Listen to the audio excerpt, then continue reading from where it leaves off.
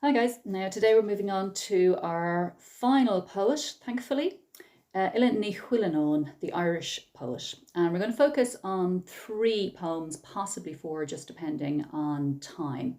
Okay, so just in terms of biographical details, obviously you can read extensively in the book then about Ní Chuilleanán, but just to run through some of the important we'd say experiences or the important facts pertaining to her life, and then how they relate then to the three or four poems that we're going to have a look at. Okay, so she was born in Cork in 1942. Her mother was a children's author and her father was a professor of Irish, hence of course the very Irish name Uile Ní Chuilleanán. So she began teaching in Trinity in 1966 and she actually retired in 2011. So she's one of the few poets on the course who is still alive, basically. Okay, so she went to Trinity herself. Sorry, she went to Cork herself then, and obviously teaching in Trinity or lecturing in Trinity. She has a doctorate from Oxford. In 1970, her father died. She deals with a lot of personal relationships, family relationships. So you'll see that love, friendship, familial love in particular, of course, is examined and explored in her work. Her first volume of poetry was published then, The Second Voyage, in 77. In 78, she married MacDara Woods, the writer, and they had one son, Niall, and he will be the focus then of our first poem today. In 1990 then her sister Maura died, and we can relate that back to The Bend in the Road then, where she focuses on memory and loss, the kind of simple themes there. In 1994 her mother died, and as I said then she retired from Trinity in 2011, and she was appointed then Professor of Poetry for Ireland in 2016. Okay, so the first poem that we're going to have a look at is the Epithalamium. Now, epithalamium is a bit of a mouthful. It just simply means essentially a poem that is composed for a new bride on her wedding day. So as we'll see then, she's focusing on the relationship between her son Niall and Xenia, his bride-to-be. So the context of the poem then is that it is their wedding day, and they have simply a civil service or a civil ceremony, a kind of a secular ceremony. So it's not taking place in a church. So the mother of the groom then, of course, Uile Ní Chuilleanán herself, was asked then to make a speech. But instead of a speech, because obviously she's a writer and poet, decided then to compose a poem and to read this poem at the service. And this was part of her gift, essentially a wedding present or a wedding gift. So the title of the poem is a little bit of a mouthful. It's quite long. It's quite prosaic though, if you actually think about it. It just says to Niall Woods, because obviously, of course, Ní Chuilleanán is married to MacDara Woods. So to Niall Woods and Xenia Ostrovskaya, hopefully that pronunciation is correct, married in Dublin on the 9th of September 2009. So it's very kind of straightforward as such then. So it's indicating here, of course, that the poem is dedicated then to this new couple. Okay, so newly married then, of course, on that particular day. So like I said, then it's a particular type of poem. Remember, we had an obeyed when we were looking at rich. Remember, of course, we have different forms like ballads and odes, of course, and sonnets and so on. So this is an epithalamium then. So you need to memorize that particular word. Okay, so throughout the poem then, we'll notice, of course, that she does allude to Irish folklore, Irish stories, essentially. So that will be a particular theme that we will notice in her work. Irish history, Irish culture features quite prominently. So romantic relationships then, of course. Sexual attraction is explored in the poem Street. Like I said, she focuses on memory and loss then in The Bend in the Road. And she focuses on a particular shameful part of Irish history in translation, which would be the Magdalen laundries and the suffering and oppression of women by Irish society. Okay, so today we're focusing then on the epithalamium. So she begins, when you look out across the fields and you both see the same star, pitching its tent on the point of the steeple, that is the time to set out on your journey with half a load and your mother's blessing. So think of the language here, very simple and accessible. It's quite conversational as such then. There's a nice kind of simple fluency and fluidity to the lines there. So remember that she's addressing then the couple on the day of their wedding. So when you look out across the fields, we kind of think about it, it's a very sort of Irish image. The Irish landscape is evoked here. She doesn't use the image of a summer meadow. It's not kind of romantic and sort of gauzy. Essentially, she's using a very sort of realistic image and symbol here to represent the idea then of the journey that is part of marriage, or she's simply representing marriage then as an arduous journey. Okay, so if you think of the idea of traveling across a field, of course, it's a little bit more difficult than it would be to simply travel across or travel along a path or a road that is actually paved or made for traffic. So it's the idea then, of course, that there are obstacles, there are difficulties, there's hardship involved. So that's why I'm using the word arduous, quite difficult then and problematic.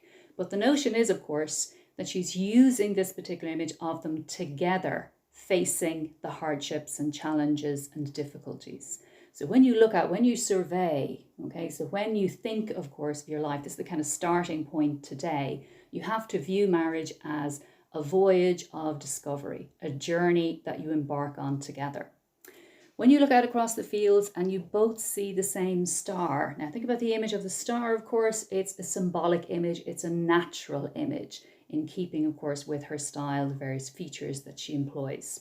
So the star could represent the idea of a guiding light, navigation, the idea, of course, of the Magi, the three wise men being guided to the baby Jesus, or the idea then, of course, of sailors and mariners, the captains of ships, for example, in ancient times then being guided by the North Star.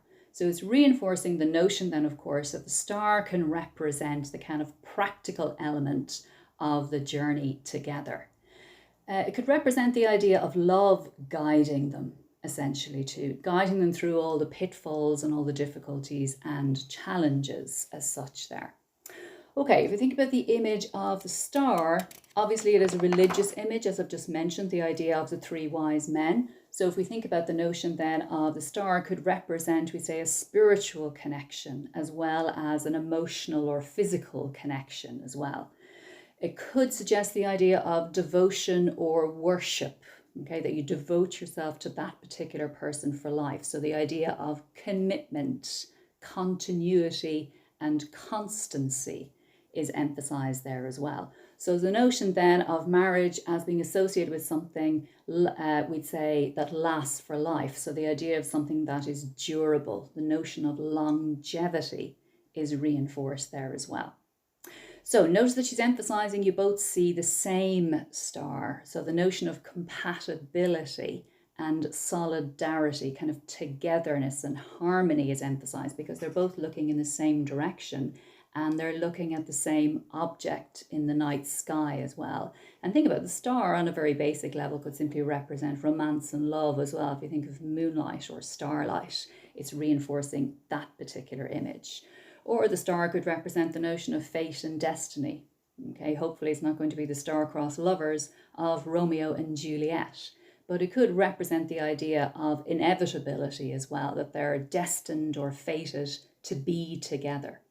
Okay, so there are lots of different images and different ideas suggested by that one simple or kind of deceptively simple symbol or natural image. Notice how she's using very simple melodic sounds as well. Notice the sibilant S sound. It's very quiet and very hushed here. And that would suggest a sense of harmony, but it also suggests, of course, a sense of wonder. She's trying to reinforce the idea of the practicality of marriage, but also the idea of, we'd say, the magic and the mystery of love and a deep connection as well.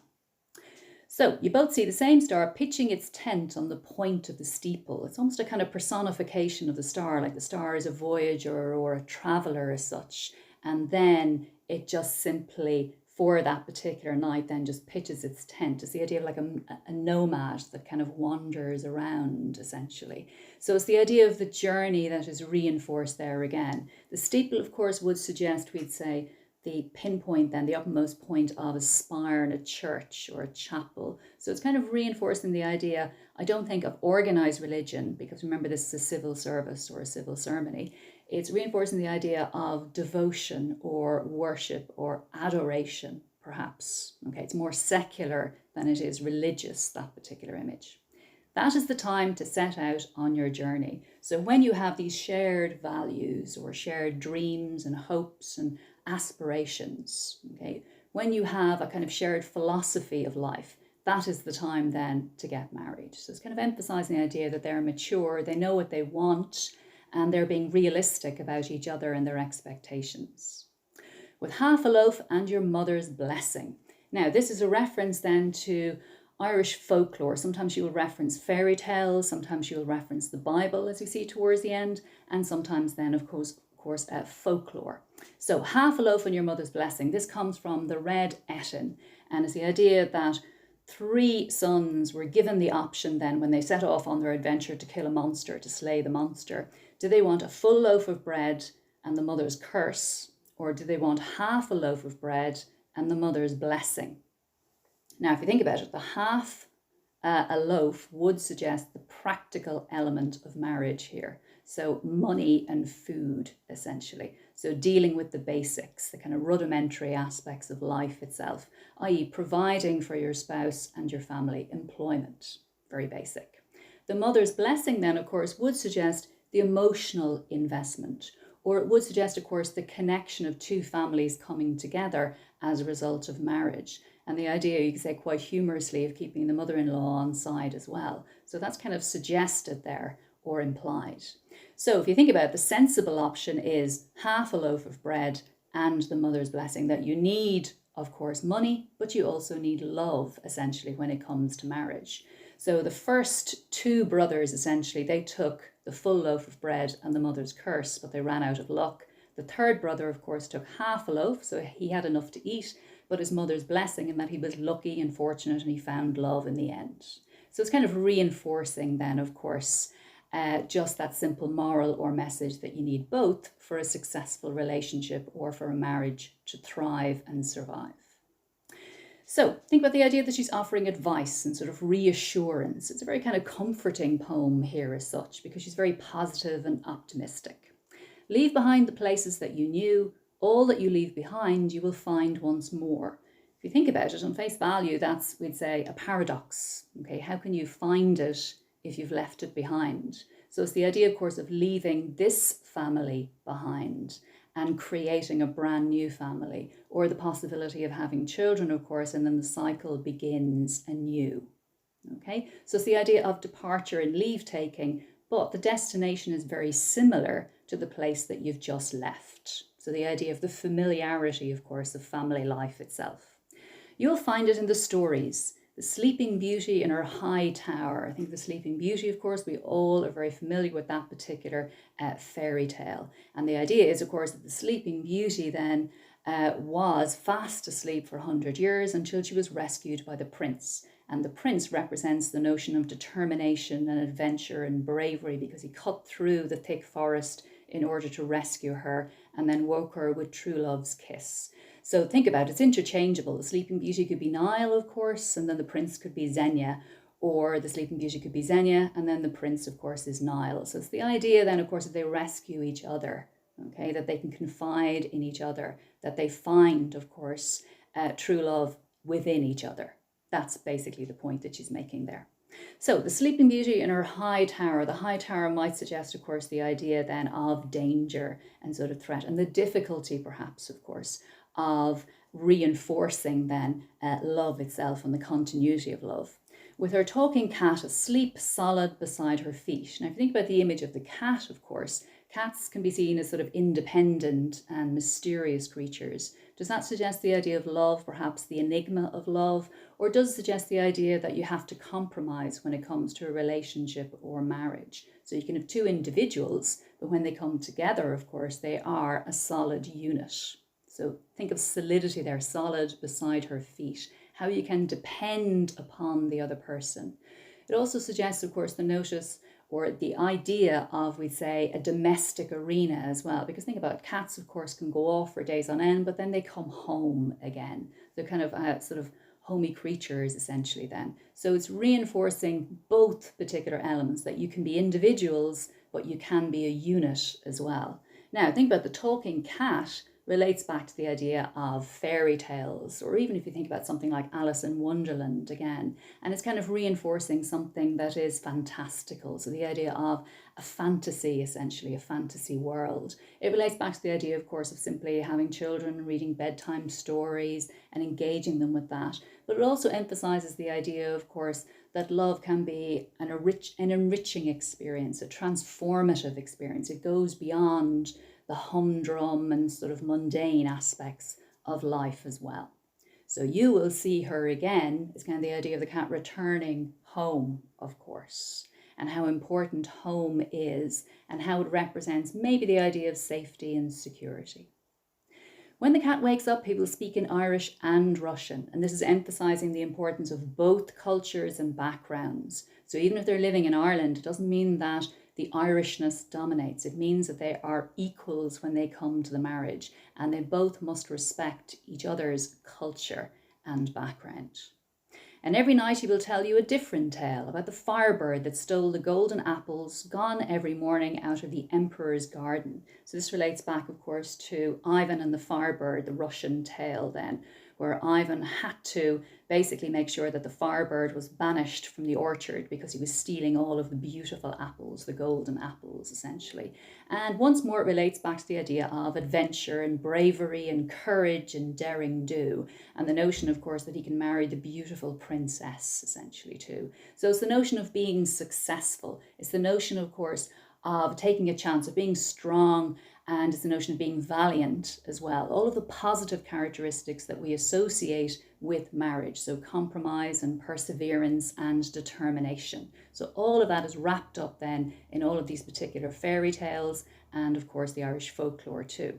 So the next reference then is an Irish one, about the King of Ireland's son and the enchanter's daughter. So this then of course would be Fan and Fidelma. So it's reinforcing the notion then of yet another story where he has to win her approval and he has to prove himself to be worthy of her. In this particular story then, he ends up losing her though. She's kidnapped. So that could be like a little cautionary tale or a warning essentially that marriage is something that has to be maintained.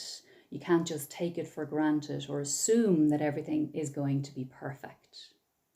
The story that the cat does not know is the book of Ruth. So here we have a biblical allusion. And remember, of course, this is a very clever way of introducing the Bible into the service, because when you have a civil ceremony or a secular service, you are not allowed in a register office. You're not allowed to have any religious hymns or religious readings, essentially. So cleverly, she's woven it into the last part of the poem here.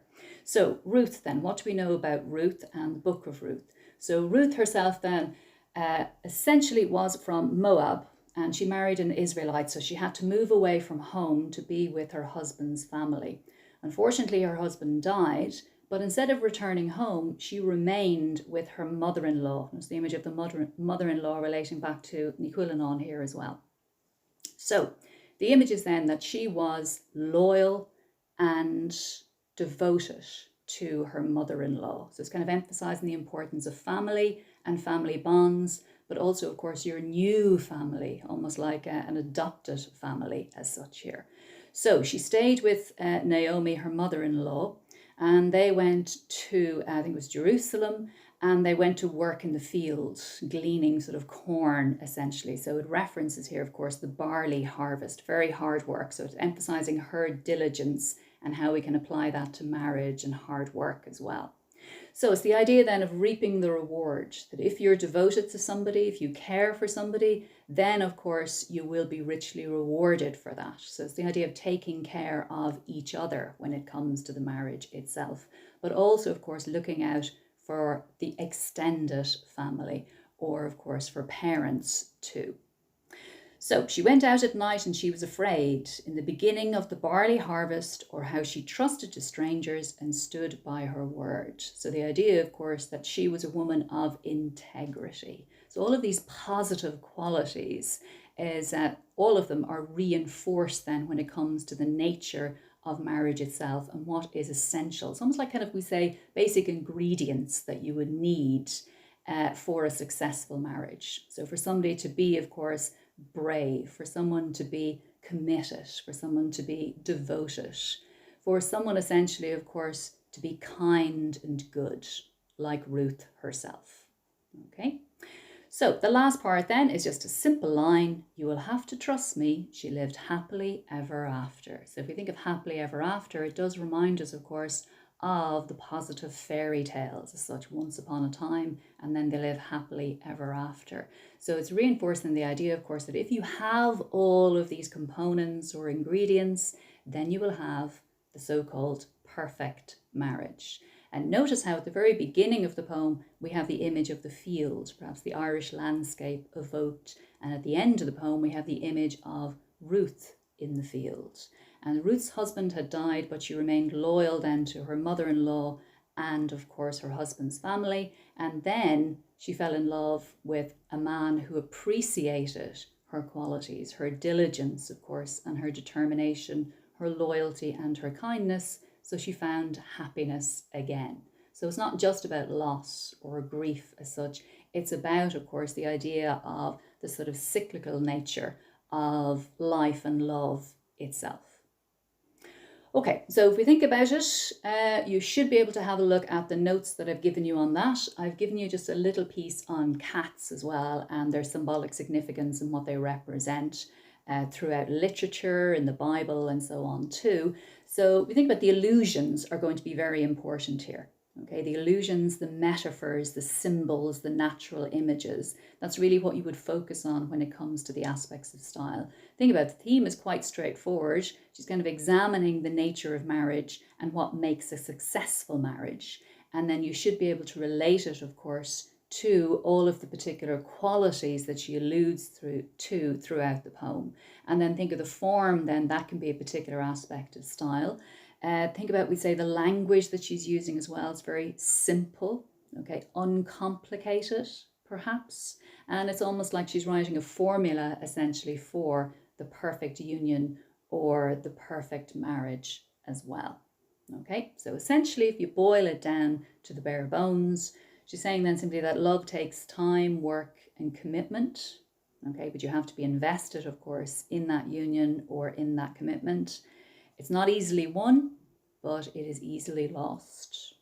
Okay, so a lot of the examples then would reinforce that. And she's trying to look at it, of course, in terms of how universal love is, how universal the commitment is, by referencing, of course, Irish and Russian folklore, and then the fairy tales, which are timeless and universal as well. And then, of course, the reference to the Bible, the biblical allusion, which emphasizes that too. Okay, so if you practice writing a paragraph on theme and also practice, of course, writing a paragraph on style. Talk to you next time, guys. Good luck.